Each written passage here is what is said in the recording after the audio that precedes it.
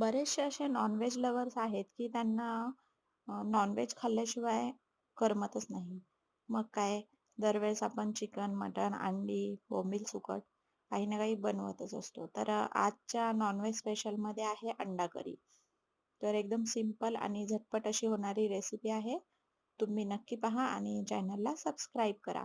सगळ्यात आधी खोबरं, कांदा भाजून वाटण करून घेतलेलं आहे. त्यामध्ये आलं लसूण पेस्ट टाकून घेतली.